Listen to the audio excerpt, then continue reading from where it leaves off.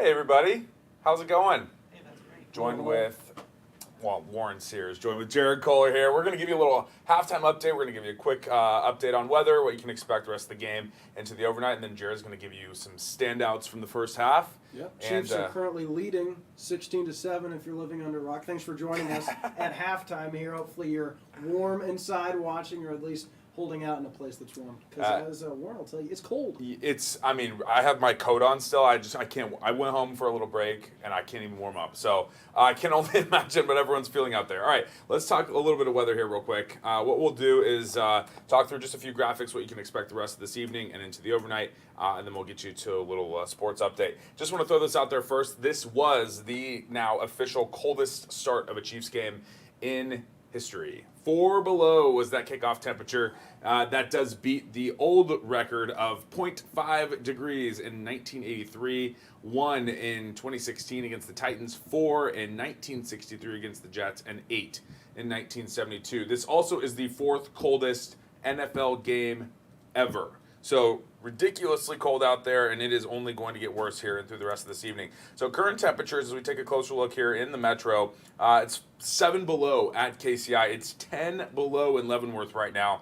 3 below in Raytown, so probably in that 4 or 5 below range there at Arrowhead itself. Everybody pretty much is under the zero mark. It's 0 right now in Butler and Clinton as well. So your wind chills, obviously, those were air temperatures. Your wind chills even worse.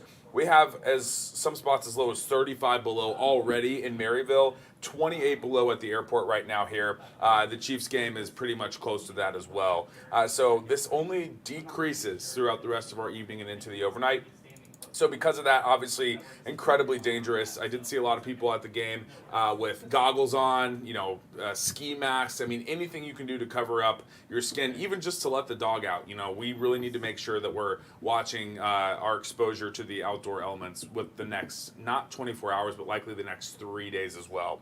So dangerous cold in place. We could have some record lows early morning tomorrow. Wind chills down to 40 below in some spots. And high temperatures during the day tomorrow, I think, will only be in the minus range as well. I don't think we'll get above 0 tomorrow.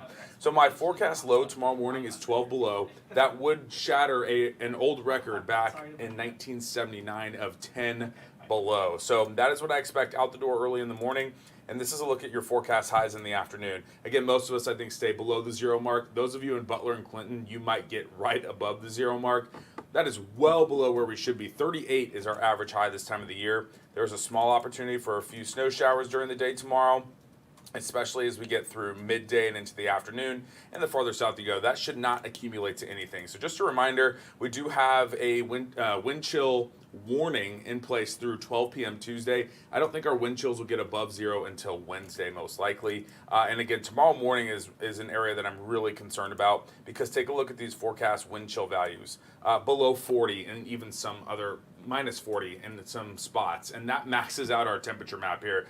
There's not even a color palette for that cold. So all in all, this is just incredibly dangerous. Please just be mindful of this. We do have some areas without power, especially near the stadium. Last I heard was about 6,000 customers, but if you know anyone that lives near the stadium, maybe just give them a ring and see if they need somewhere to go, because it's running on a few hours now with some people without power. Obviously not a great situation. So all in all, we're going to take this many days. It's just really cold, but by Wednesday, I think we'll finally be back in those upper 20s. So get ready, buckle in, and it's here to last for a little while. All right, that's enough weather talk. We know it's cold. I do think that's a part of the storyline, Warren, because when you watch this game, you can see the breath. That's something Warren noticed. Like, if you haven't noticed it, now you will. Look at the players just standing there. You can see it across the field, and that's such a unique visual. You see how bad it is on the field with the frozen grass as well. Yeah, so the field is heated, so there's a little bit of warm moisture right on the ground. I think it's just freezing immediately, so it looks like the ground is basically frozen. It has like a layer of frost all along it.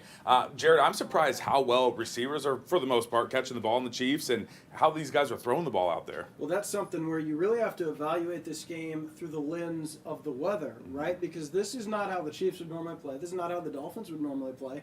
You can't kick as long of field goals. You're going to have drops. You're going to have mental errors, because you're also thinking about how cold it is.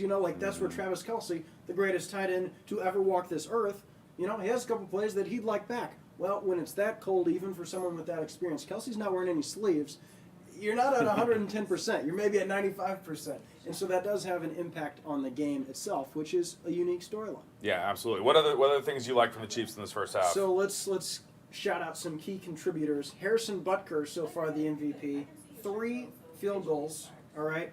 And keep in mind, that is with the cold. So that is extra impressive.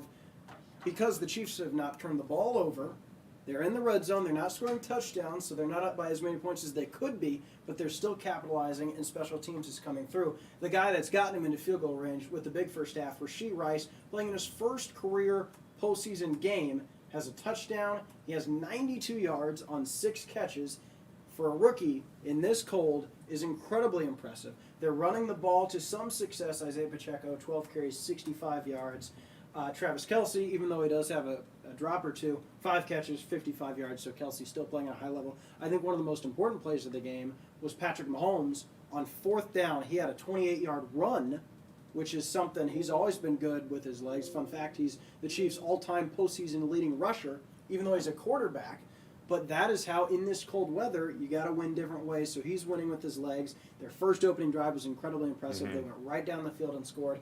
The defense, they had a mental error when Tyreek Hill, old friend, former Chief, scored a really nice touchdown off Trent McDuffie. But so far, you've held the Dolphins just 7 points. Haven't shot yourself in the foot. Chiefs could be up by more, but Warren, I think this was a successful first half. You're still in it. Dolphins get the ball to start the second half, so this can't suddenly turn into a 16-14 game. And I think right now, all things considered, with the weather, Chiefs fans should be pleased with the result. Don't start planning any Super Bowl parades just yet. But I think this was a good first half. Yeah, and you know what? I was really surprised how well it filled in, too. I was a little unsure about the top bowl there, but it looked, for the most part, all things considered, it looked pretty full. And I heard that, the noise through the TV and the radio, it's loud in there. Chiefs Kingdom is built different, all right? This isn't our first time in the cold. It's our first time in this level of cold as far as watching a game. But I think all us Kansas City kids, Warren, we can agree. We grew up shoveling snow when it's this cold. Yep. Now it's at night, so by no means is it fun. By no means is it that safe. But you know what? It's something we can share together. And everyone that was out there can say, hey, we were at this game. And you know what? It's going to be a lot more memorable experience if the Chiefs win. So hopefully they do. I was at the coldest game in history. Exactly. Yep. And you don't want to say, oh, and then they lost. And then, you don't want to. That's what I think my parents say about the Lynn Elliott game when he missed 3 field goals when it was really cold and they lost 10-7. We're still talking about that game. Let's have some positive vibes going forward. After the game, Warren will have continued look at your forecast, but we also want to tease ahead. Former Chiefs linebacker Desmond Moses coming in studio. We'll have live, in-depth post-game reaction, stats, along with Marleah Campbell, Neil Jones, Scott Reese, and of course Patrick Mahomes, Andy Reid. When they take the podium, you will hear from them right here on KCDV5. Yep, and we're live at 10, and all of that will follow. So, all right, Jared, thanks for hopping on with me, and thank you all at home for tuning in as well. We'll leave you with a shot of Arrowhead here. Have a great rest of your evening. Go Chiefs!